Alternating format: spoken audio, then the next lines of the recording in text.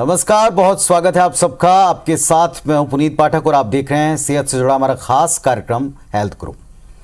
आज के दौर में अत्याधुनिक इलाज मौजूद है, इसके बावजूद देश में हर साल लाखों लोग कैंसर की चपेट में आते हैं। कई लोग कैंसर की वजह से अपनी जान तक गंवाते हैं। इसकी एक वजह है, लोग अब भी पर्याप्त संख्या में पूरी तरह से जागरूक नहीं हैं। कई बार लोगों को बीमारी का पता बहुत देर से चलता है। कई बार सिम्टम्स को हम सीरियसली नहीं लेते और जब लेते हैं तब तक काफ़ी देर हो जाती। कुछ बातों को अगर आप ख्याल रखें तो इस बीमारी को होने से आप रोक सकते हैं। इसके शुरुआती लक्षणों को पहचान कर आप तुरंत अपनी तैयारी शुरू कर सकते हैं। तो आज के अपने इस खास हेल्थ गुरु में कैंसर पर रिसर्च करने वाली टीम के अगुवाई करने वाले एक एक्सपर्ट के साथ हम आपको मिलवाएंगे, आपको बताएंगे कि आप कैसे कैंसर को अपने से दूर रख सकते हैं, पहचान सकते हैं और इसे शुरुआती दौर में डिटेक्ट कर इसके इलाज की तरफ बढ़ सकते हैं। चलिए शुरू करते हैं आज का हेल्थ गुरु।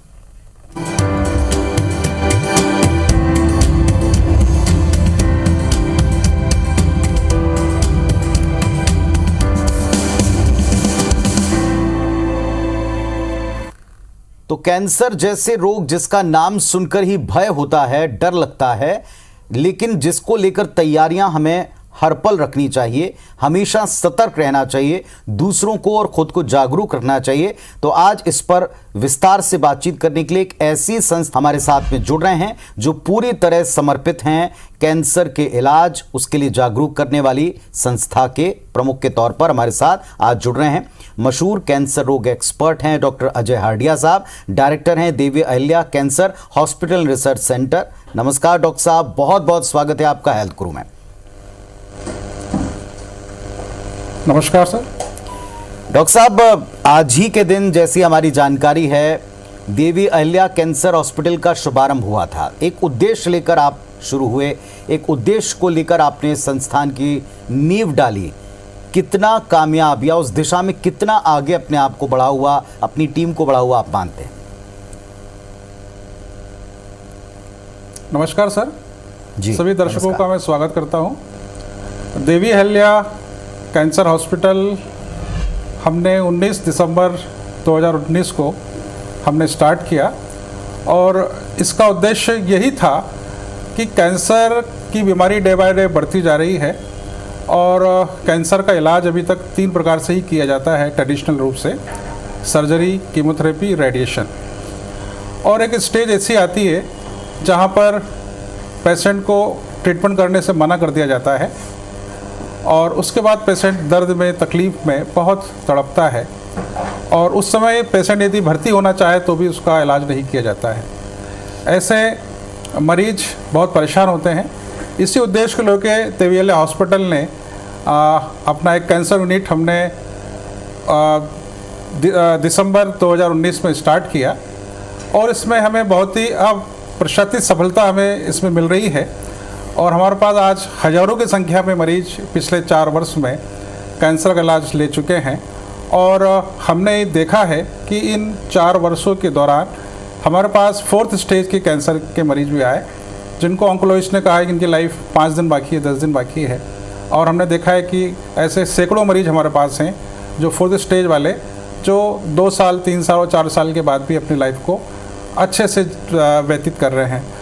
तो ऐसा हम ये सोचते हैं, ऐसा हमारा मानना है कि जैसे ही कैंसर होता है तो मरीज के परिजन ये सोचते हैं कि अब जीवन मुश्किल है, परंतु ऐसा नहीं है। यदि कैंसर से लड़ा जाए और सही समय पे यदि सही प्रकार से इसका इलाज कर दिया जाए तो निश्चित है कि कैंसर को हराया जा सकता है और मेटास्टेटिक डिसीज़ का कैंसर भी ठीक किया जा सकता है, क्योर किया जा सकता है। तो डॉक्टर हार्डिया को आपने सुना, कितनी बेहतर बात उन्होंने की कि अगर आप सही वक्त पर डिटेक्ट करें तो आप पहचानने के बाद फौरन इलाज की तरफ बढ़े, ना कि किसी निराश करने वाले स्टेटमेंट की तरफ। और यही काम डॉक्टर अजय हार्डिया साहब कर रहे हैं। 2019 से आज ही के दिन से इस संस्थान का शुभारंभ हुआ और अब ये लगातार सैकड़ों मरीजों को, हज़ारों लोगों को राहत पहुंचाते हुए जागरूक भी कर रहा है। डॉक्टर साहब, जैसे हमारी जानकारी, आपने एक विजन सुरक्षित राष्ट्र को लेकर शुरू किया है और इस विजन को लेकर, इस पूरे कैंपेन को लेकर आप क्या बताना चाहेंगे? इस कैंपेन में आप दरअसल क्या लोगों से कहना चाहते हैं? उद्देश्य क्या है इसका? देखिए जी, इसका उद्देश्य यही है कि स्वस्थ राष्ट्र और सुरक्षित राष्ट्र।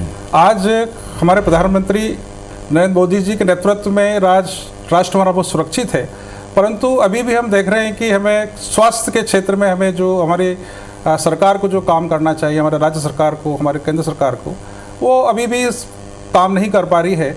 और आज हम देखते हैं कि हर घंटे लगभग 200 मरीज कैंसर के हमें मिल रहे हैं। हम पूरे साल की बात करें तो 17 से 18 लाख मरीज कैंसर के भारत देश के अंदर डिटेक्ट होते हैं।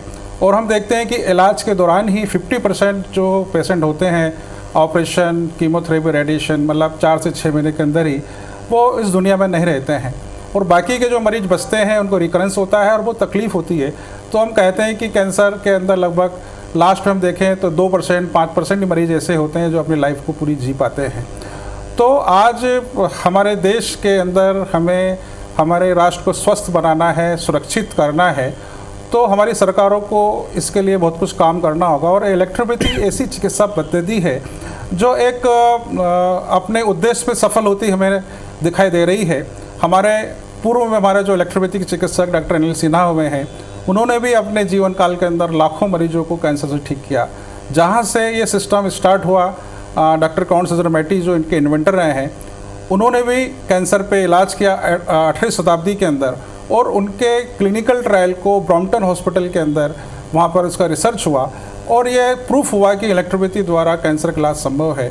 और आज हम हमारी सरकार को कई बार हम आवेदन भी कर चुके हैं कि ऐसे जो बड़े बड़े कैंसर के संस्थान हैं उसके अंदर आप पैलिएटिव केयर के अंदर यदि हमारा सेंटर भी स्टार्ट करें तो निश्चित है कि जो मरीजों को हम बोलते हैं कि अब इलाज संभव नहीं है, उस 4th स्टेज पेशेंट का या 5th स्टेज पेशेंट का हम इलेक्ट्रोपैथी द्वारा इलाज करते हैं तो उनकी तकलीफ़ें कम करते हैं, उनकी लाइफ प्रोलॉन्ग करते हुए, और मरीज़ की जितनी लाइफ है उतनी वो जी सकता है। तो इसके लिए हमारी सरकार को आगे आना होगा और इलेक्ट्रोपैथी को अपने स्वास्थ्य के क्षेत्र में, अपने अस्पतालों के अंदर इसको लागू करना होगा, तभी एक सुरक्षित राष्ट्र और स्वस्थ राष्ट्र बन पाएगा।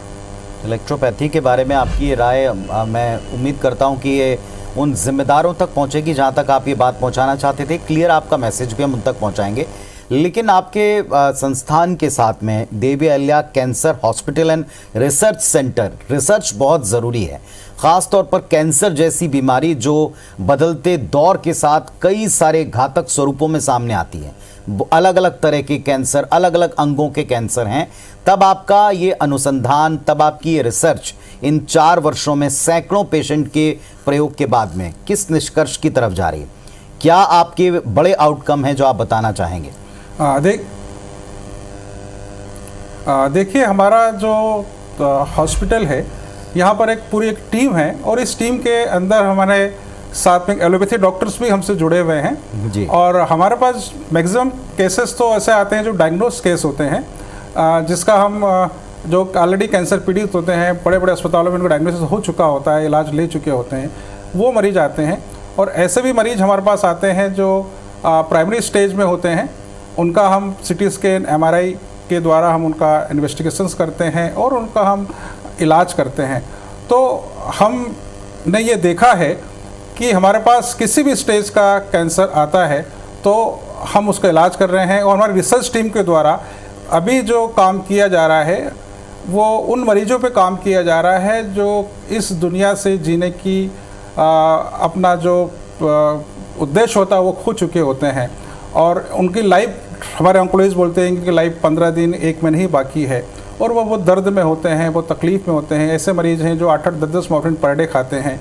ऐसे मरीज़ हैं जो एक घूंट पानी नहीं पी पा रहे हैं, वो खाना नहीं खा पा रहे हैं।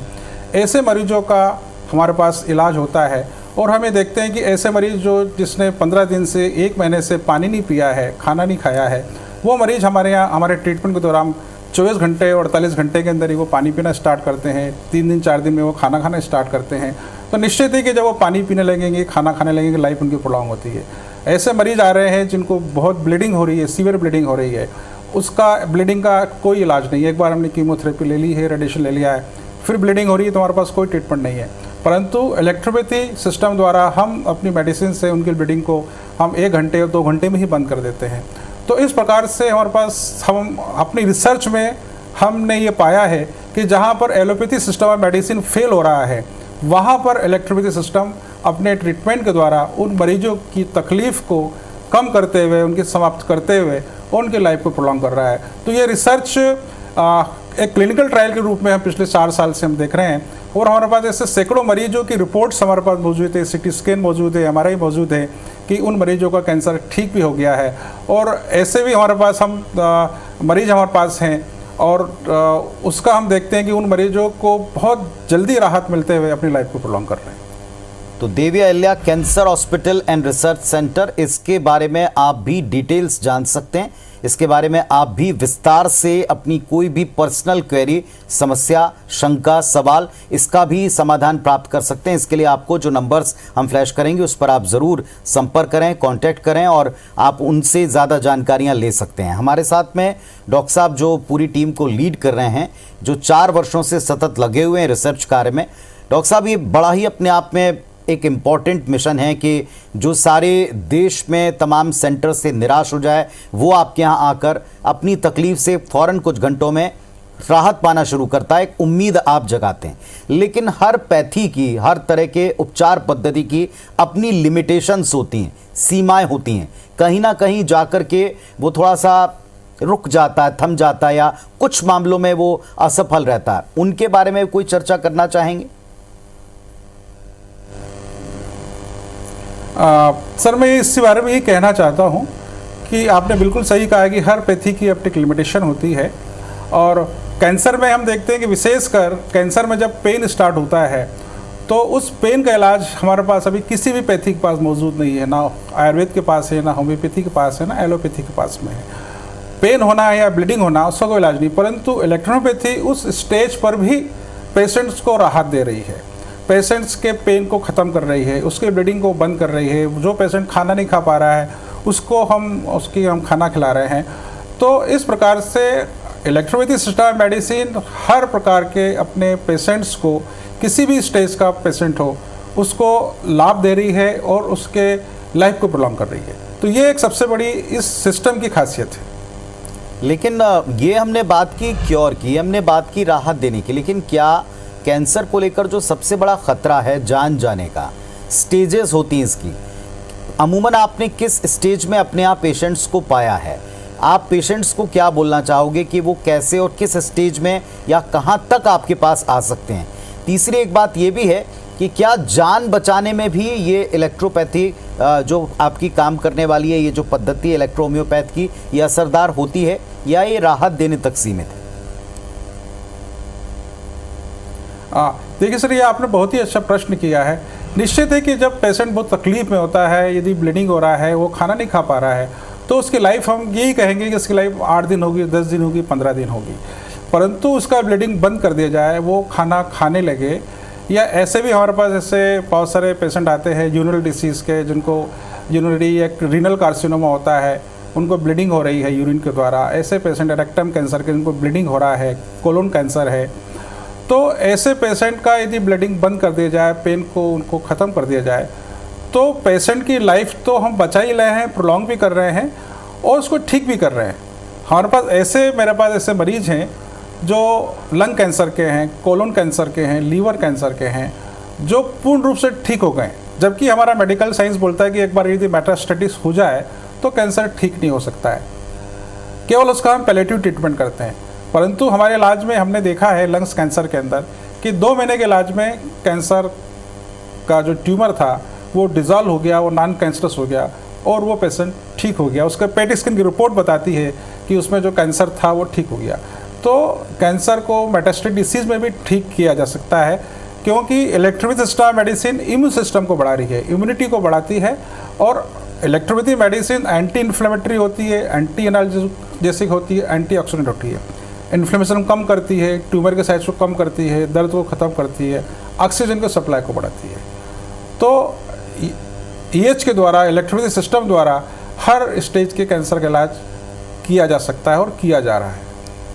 तो आप भी अगर जानना चाहते हैं इसके बारे में, इलेक्ट्रो होम्योपैथ के बारे में और डिटेल्स जानना चाहते हैं, अगर आप भी चाहते हैं कि क्या हमारे किसी परिचित की समस्या का, व्याधि का समाधान यहां पहुंचकर मिल सकता है, तो आपको एक फ़ोन नंबर हम लगातार इस कार्यक्रम में फ्लैश कर रहे हैं। इस पर आप कांटेक्ट कीजिएगा, अपना पर्सनल डिटेल बताते हुए अपना अपॉइंटमेंट बुक कीजिएगा और सीधे जाकर मुलाकात कीजिएगा। एक बार मिलें, देखें, समझें, तब मुझे लगता है कि आप बेहतर तरीके से अपनी पर्सनलाइज प्रॉब्लम को वहां डिस्कस कर पाएंगे।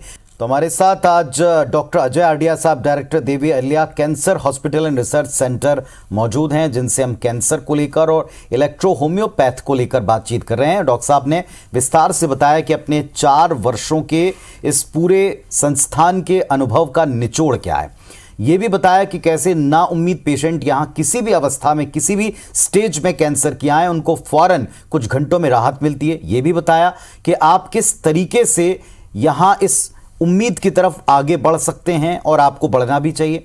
आप वो नंबर नोट कर लें जहां आप संपर्क कर सकते हैं, जहां आप अपने बीमारी के बारे में या स्टेज के बारे में पर्सनल डिस्कस कर सकते हैं। ये नंबर आप अवश्य नोट कर लें। डॉक्टर साहब, आज की तारीख में बहुत से परिवर्तन का दौर हम आसपास देख रहे हैं। सरकार बदल गई, कैबिनेट नई बन रही है। नई सरकार के गठन के साथ, जैसा आपने देश में मोदी सरकार का जिक्र किया, तो इस दौर में जैसा आप कुछ देर पहले जिक्र कर रहे थे कि इलेक्ट्रो होम्योपैथ को लेकर, इस पद्धति को लेकर, इस तरह के इलाज को लेकर बहुत सी चीज़ें अध्ययन अधूरा है।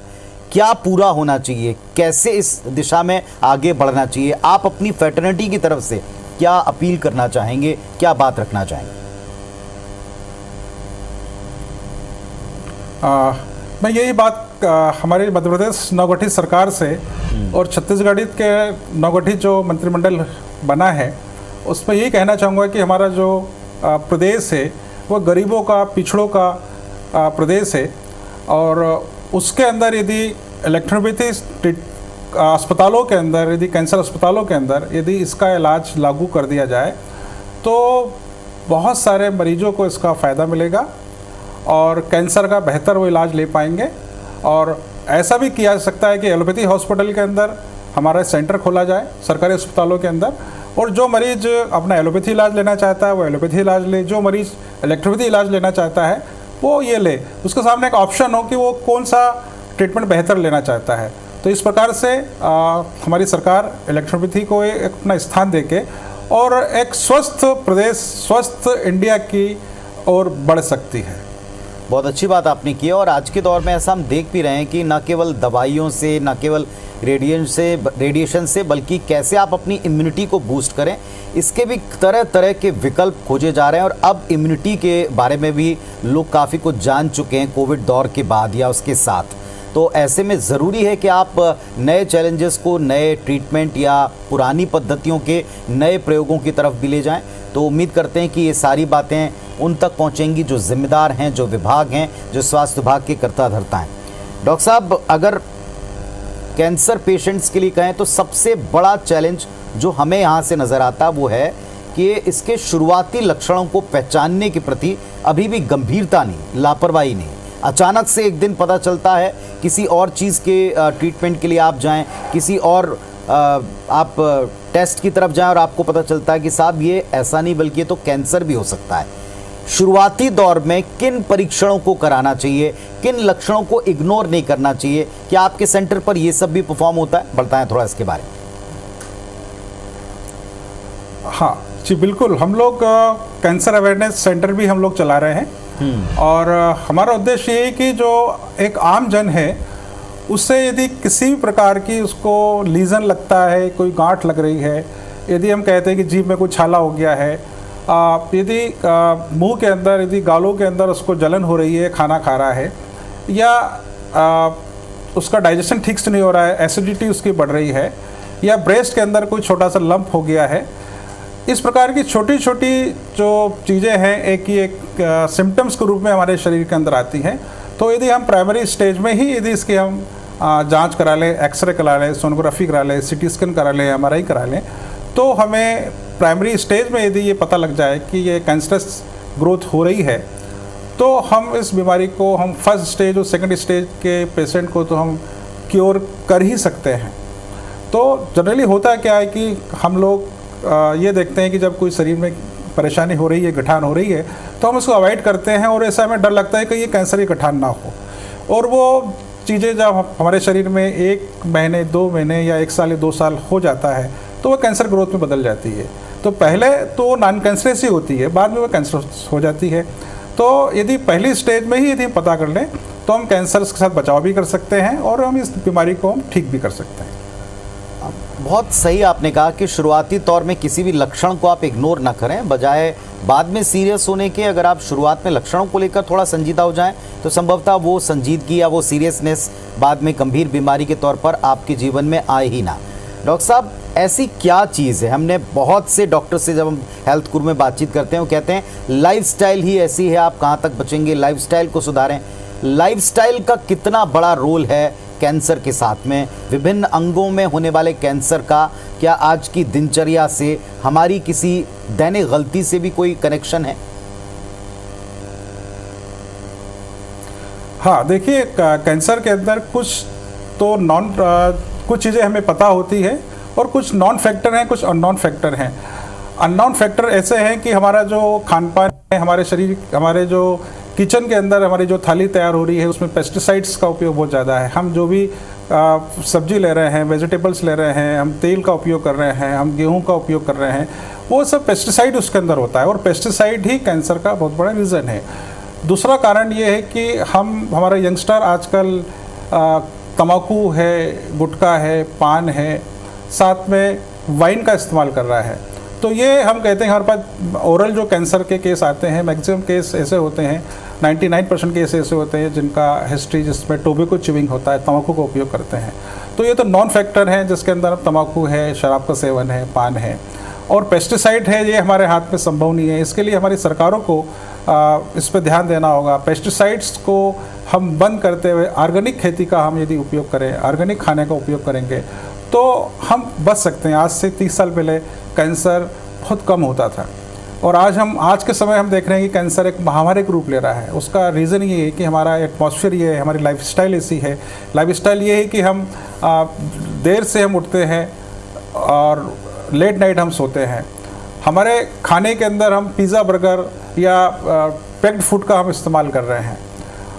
हम अपने खाने में हम शुगर का इस्तेमाल कर रहे हैं। हम अपने खाने के अंदर हम तेल ले रहे हैं, जो तेल ऐसा है जिसके अंदर बनाने के अंदर उसमें पेस्टिसाइड का उपयोग कर रहे हैं। तो इस प्रकार से ये चीज़ों को यदि हम कम करें, हम कम तेल का उपयोग करें, हम शुगर का इस्तेमाल नहीं करें, हम यदि शराब का सेवन ना करें, तम्बाकू का सेवन ना करें, तो निश्चित ही कि हम कैंसर से हम 70-80% हम बच सकते हैं।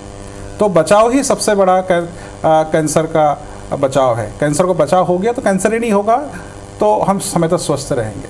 डॉक्टर आडिया, आपका अब तक का एक्सपीरियंस क्या कहता है? अभी आफ्टर कोविड हम इम्यूनिटी के बारे में लोगों को थोड़ा फिक्रमंद देखते हैं, लोग खान पान को लेकर भी थोड़ा सा जागरूक हुए ऐसा लगता है। जो हाइजीनिक घर की कंडीशन हो या अपने स्वयं के हाइजीन का ख्याल थोड़ा सा लोग ज़्यादा रखते हैं, ऐसा माना जाने लगा।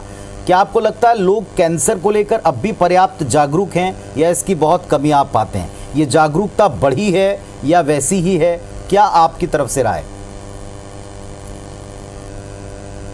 देखिए, कैंसर के क्षेत्र में आज भी जागरूकता की बहुत कमी है और अभी हम देख रहे हैं कि कोविड के बाद में हमारे पास ऐसे पेशेंट आ रहे हैं जिनको लंग कैंसर हो रहा है, लीवर कैंसर हो रहा है। तो क्या है कि उस समय जो भी मेडिसिन का, एंटीबायोटिक का उपयोग किया गया है उसके कारण से लंग कैंसर बहुत ज़्यादा हो रहा है, लीवर कैंसर बहुत ज़्यादा हो रहा है। तो ये एक आफ्टर कोविड के एक साइड इफेक्ट भी हम बोल सकते हैं कि हमारे शरीर के अंदर इतना पॉइजन चला गया है और उस कारण से कैंसर स्प्रेड हो रहा है।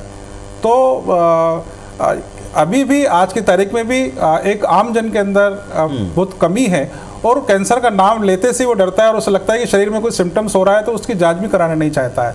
वो ये देखता है कि हो सकता है कि बाद में जब चीज़ सामने आएगी उस समय हम देखेंगे, पहले वो अपना कोई इन्वेस्टिगेशन कराना नहीं चाह रहा है। एक अंतिम बात, होम्योपैथ का नाम जहाँ भी जुड़ता है लोग इस पैथ को लेकर अभी भी शायद प्रॉपर अवेयर नहीं है।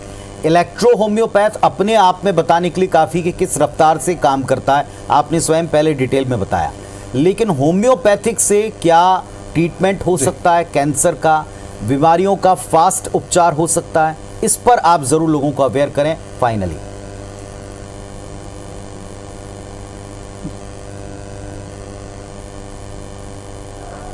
निश्चित है कि इलेक्ट्रोपैथी जो पैथी है इसके द्वारा हम कैंसर का इलाज तो हम कर ही रहे हैं, साथ के अंदर हम रीनल डिसीज़ का इस्तेमाल कर रहे हैं। हमारे पास ऐसे पेशेंट आते हैं जिनका क्रिएटिनिन 10 हो जाता है, 12 हो जाता है, 15 हो जाता है और डायलिसिस पे चले जाते हैं। तो वो से पेशेंट का भी इलाज कर रहे हैं। इसके साथ में सिरोसिस ऑफ लीवर है, अस्थमा है, ब्रेन डिसीज़ है, एपिलेप्सी है, हिस्टीरिया है। इलेक्ट्रोपैथी द्वारा हर बीमारी का इलाज संभव है, वो कैसे भी क्रॉनिक डिसीज़ हो, ड्रेडफुल डिसीज़ हो, इवन कैंसर हो, तो हर प्रकार के बीमारी का इलाज इसमें संभव है। बहुत बहुत धन्यवाद डॉक्टर साहब आपका कि आपने इतना बहुमूल्य समय में दिया। तो doctor Ajay Hardia, director Devi Ahilya cancer hospital and research centre, इनको आप विस्तार से सुन रहे थे, जो मानते हैं कि इलेक्ट्रो होम्योपैथ को लेकर आप जानकारी रखें, आप इस सेंटर पर विजिट करें, जो नंबर दिया उस पर कांटेक्ट करें और कैंसर जैसे जिसे एक समय में असाध्य कहा जाता था, आज ये साधा जा सकता है, रोका जा सकता है, क्योर किया जा सकता है। कई नाउम्मीद पेशेंट को इन सेंटर्स पर पहुंचने के बाद में उम्मीद मिली है, तुरंत राहत मिली है। तो आप भी इसके बारे में जानें और ये सरकार से भी अपील करते हैं, विभाग से अपील करते हैं कि इसे अनिवार्य करने की तरफ, इस पद्धति को लोगों तक पहुंचाने की तरफ अगर वे भी कदम उठाएं तो शायद लोगों का बेहतर जीवन होगा। बहुत बहुत धन्यवाद आपका हेल्थ गुरु में आने के लिए और इतने सारे महत्वपूर्ण विषयों पर जानकारी रखने के लिए। धन्यवाद, नमस्कार।